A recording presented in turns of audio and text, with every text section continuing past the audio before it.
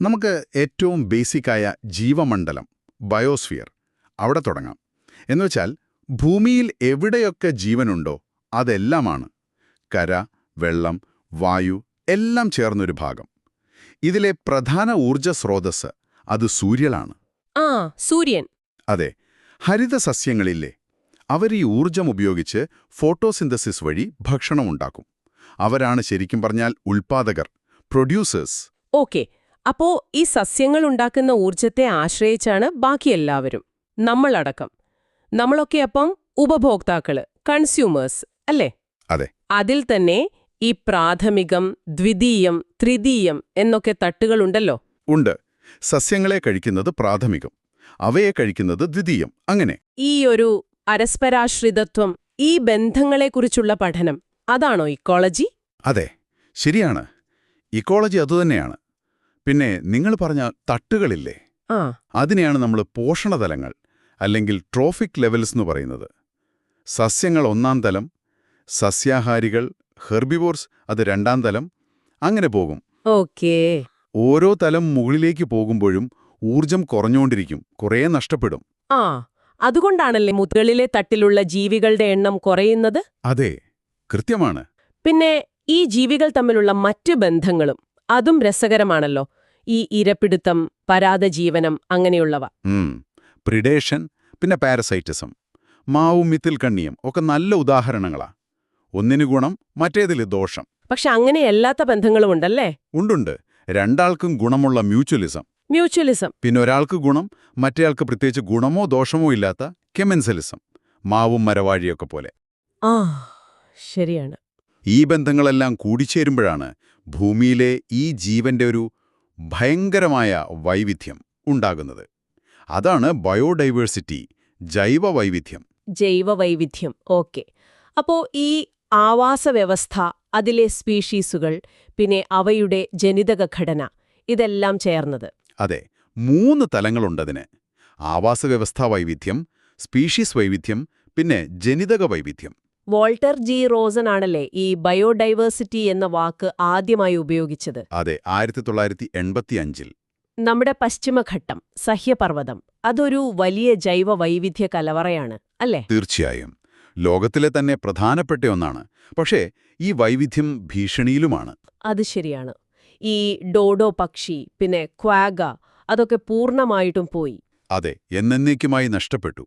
ഇപ്പോ നമ്മുടെ നാട്ടിലാണെങ്കിൽ വരയാട്, സിംഹവാലൻ കുരങ്ങ്, മലമുഴക്കി വേഴാമ്പൽ, ഇവയൊക്കെ ഭീഷണിയിലാണ്. അതെ, വംശനാശ ഭീഷണിയിലാണ്.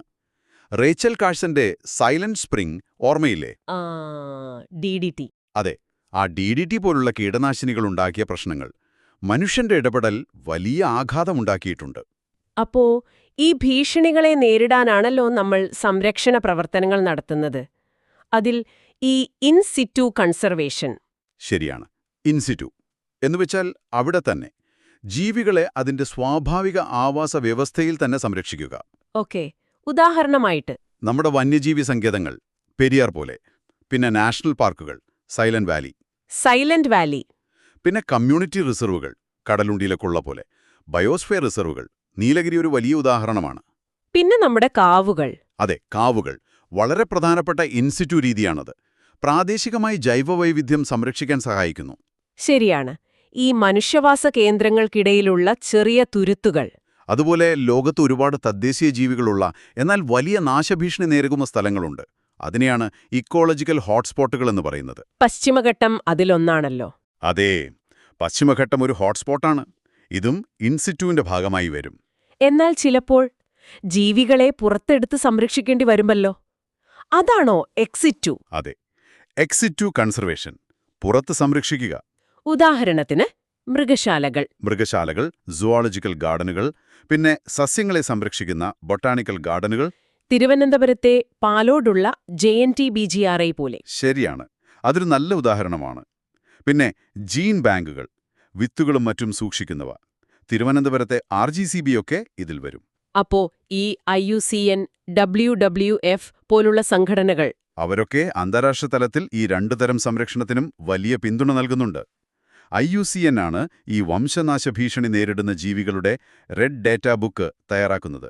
ഓക്കെ, അപ്പോ ഈ ഉൽപാദകർ തൊട്ട് ഉപഭോക്താക്കൾ വഴി അവസാനം ഈ ജീർണിച്ച വസ്തുക്കളെയൊക്കെ വിഘടിപ്പിക്കുന്ന ഡീകോമ്പോസേഴ്സ് വരെ. അതെ, ബാക്ടീരിയ, ഫംഗസ് ഒക്കെ. അതെല്ലാം ചേർന്നൊരു, ശരിക്കും പറഞ്ഞാൽ അതിസങ്കീർണമായ ഒരു വലയാണ് ഈ ജീവമണ്ഡലം. ശരിയാണ്. ഈ സങ്കീർണതയും വൈവിധ്യവുമാണ് നമ്മുടെ ഭൂമിയുടെ നിലനിൽപ്പിനാധാരം. നമ്മൾ കണ്ടില്ലേ, പലതരം സസ്യങ്ങൾ, പരാതമായ ഇത്തിൽക്കണ്ണി, ശവത്തിൽ വളരുന്ന മോണോട്രോപ്പ, താങ്ങുവേരുള്ള പേരാൽ, ശ്വസിക്കാൻ വേരുള്ള കണ്ടൽ. ഓരോന്നിനും അതിൻ്റെതായൊരു സ്ഥാനമുണ്ട്. കൃത്യമായി. ശരിയാണ്. ഈ വിവരങ്ങളെല്ലാം കേട്ടപ്പോ ഒരു ചിന്ത വരുന്നു. ഈ വലിയ സംരക്ഷിത വനമേഖലകളല്ലാതെ നമ്മുടെയൊക്കെ വീടുകൾക്കിടയിൽ ചിലപ്പോൾ ഒറ്റപ്പെട്ട് കിടക്കുന്ന ഈ കാവുകളില്ലേ, അതുപോലുള്ള ചെറിയ പച്ചത്തുരുത്തുകൾക്ക് പ്രാദേശികമായി ജൈവവൈവിധ്യം നിലനിർത്തുന്നതിൽ ഇപ്പോഴും എന്ത് പങ്കാണ് വഹിക്കാൻ പറ്റുന്നത്? ഒരുപക്ഷെ വലിയ വനങ്ങൾ പോലെ തന്നെ പ്രാധാന്യം ഈ ചെറിയിടങ്ങൾക്കുമില്ലേ? എന്താണ് തോന്നുന്നത്? ഇതിനെക്കുറിച്ച് നിങ്ങൾക്കും ആലോചിക്കാം. അടുത്ത തവണ കാണാം.